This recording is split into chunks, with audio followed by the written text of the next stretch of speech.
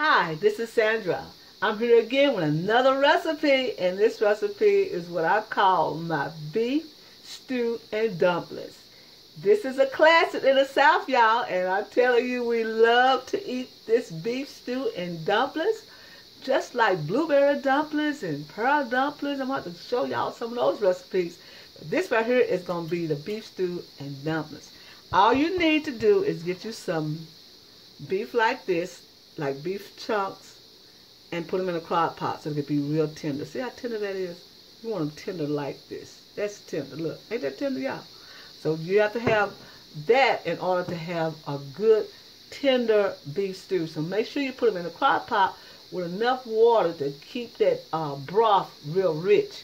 Now you can use some beef broth if you want to, but I do a little beef broth, a little water, and make it okay with the black pepper and salt. You can put an onion in there if you want to. Now you can put a bell pepper in this recipe if you want, but I'm not going to use a bell pepper because I like to taste that beef and that gravy.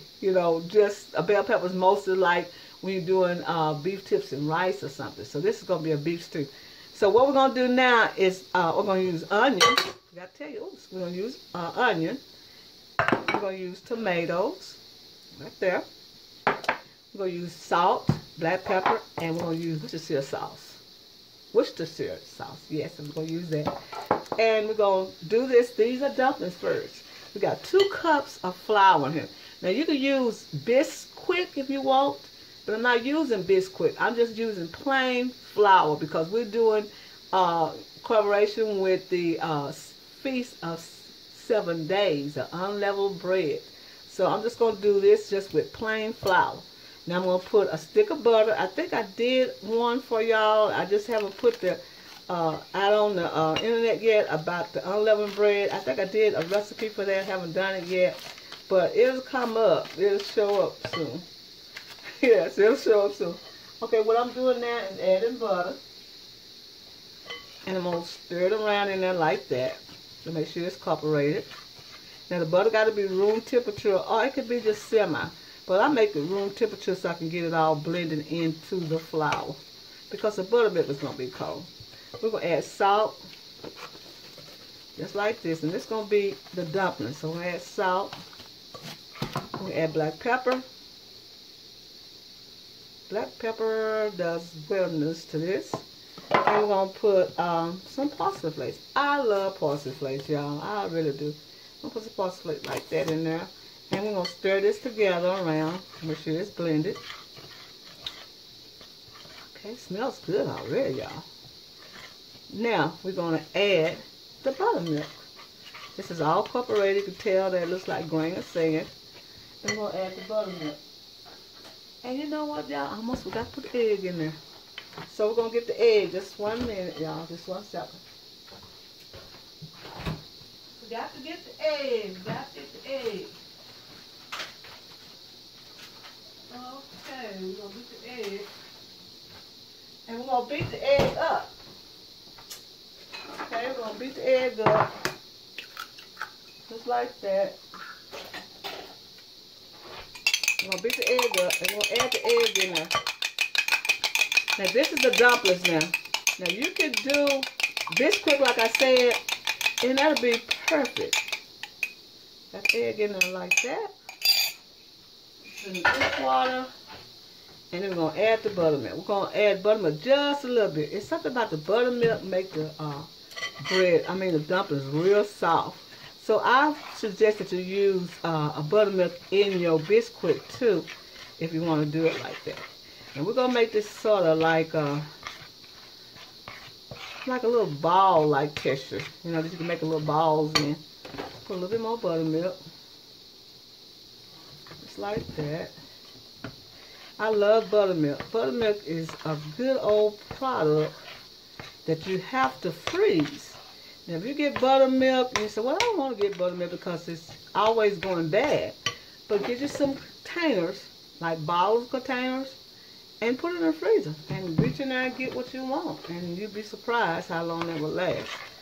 Okay, this is where we want this, just like this. See that? Just like this. Soft, just like that. Now this is perfect. See how sticky that is? That's what we want it, just like this, so we can drop those dumplings in that stew. Okay? So we put this aside. Now what we're going to need to do, we're going to need to get some roux. Now I'll show you how to do a roux. Yes, I have.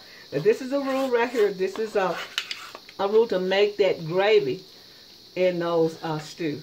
Now I want it that color because the stew is that color. So that's what I want in that.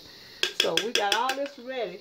So what I'm going to do is add the onions to this roux. We're going to add the onions to the roux, just like that. Now you can put any vegetable that you want in your dish. I always tell you that. Any vegetable you want, you can put in your dish. And we're going to cook these for about maybe 5 minutes and get that onion taste into the roux. And then we're going to add it to the broth. I'm going to get in the mirror.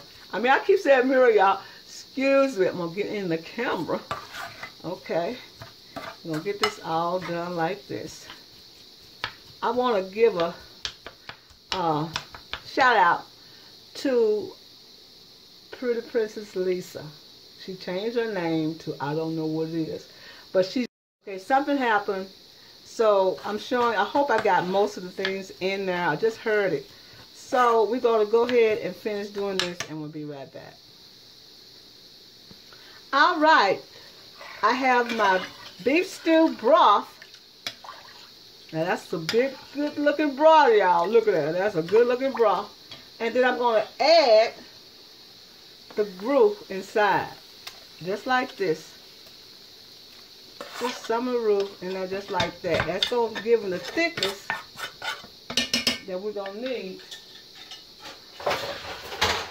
to make the roux, the gravy thick. So we're going to stir this in just like that. Then we're going to add the tomatoes. Hunky tomatoes like that.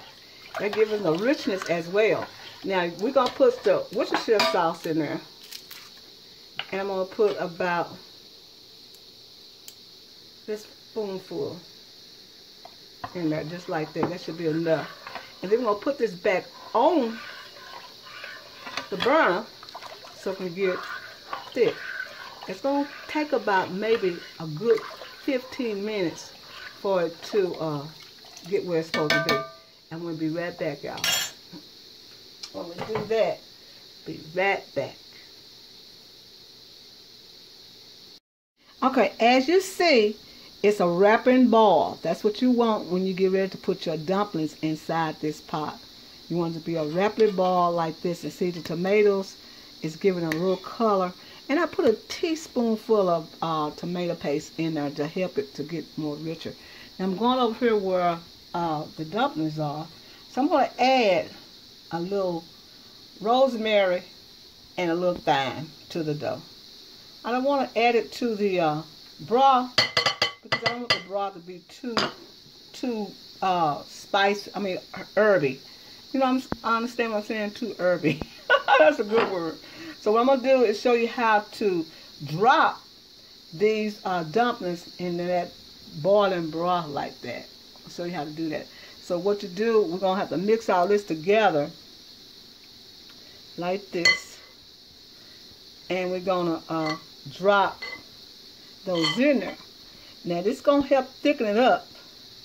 So you're going to want to make them a little bit like that. Now it depends on what side you want them in there. You're dropping them in there like that. Now it depends on what side. If you want a real big one, you can do a real big one. But if you just want them real eatable, you know, fine. So just drop them in there like that. Just like that. And then they're going to cook and come back up. And we're going to come right back and show you what it's going to look like when I finish putting the dumplings inside. Okay? Just set you down because my hand is messed up. Alright. As you can see, the dumplings are getting done. Look at that. Look at that. As you can see, the dumplings are getting done. So what we're going to do now is add the meat. We're going to add the meat just like that. And we're going to let that simmer for maybe about 10 minutes. And we will have our finished product. Look at that, y'all. Don't that look good already, y'all? Oh, my goodness, we can't wait to see it. So let it simmer about 10 more minutes and we'll be ready. All All right, this is our finished results of my beef stew and dumplings. Have you ever heard of that before?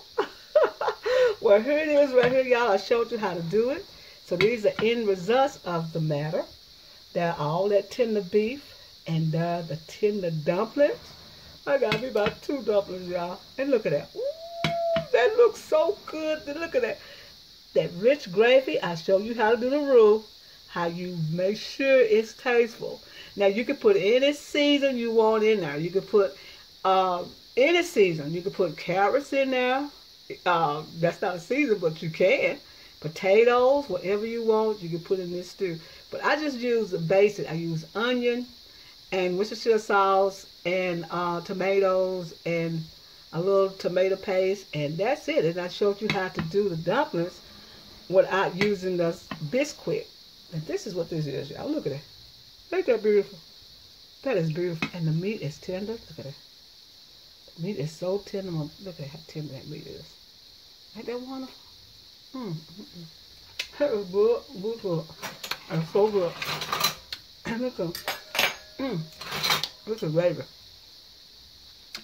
Look at that. Look at that gravy, y'all. Look at that. Ain't it good? That is so good and tender. And flavorful. I'm telling y'all. Y'all need to try this. Instead of doing the old stew, do this right here. Let's get into one of these dumplings here. Look at that. How tender that dumpling is. Look at that. Look at that. Good, look at that. Taste the buttermilk in this dumpling, y'all. This is how I want to tell you happy eating, and thank you for coming to my channel. And get this recipe off of soulfoodqueen.net. Or look at the video at soulfoodqueen.net YouTube. This is how I want to say happy eating, and thank you for coming to my channel.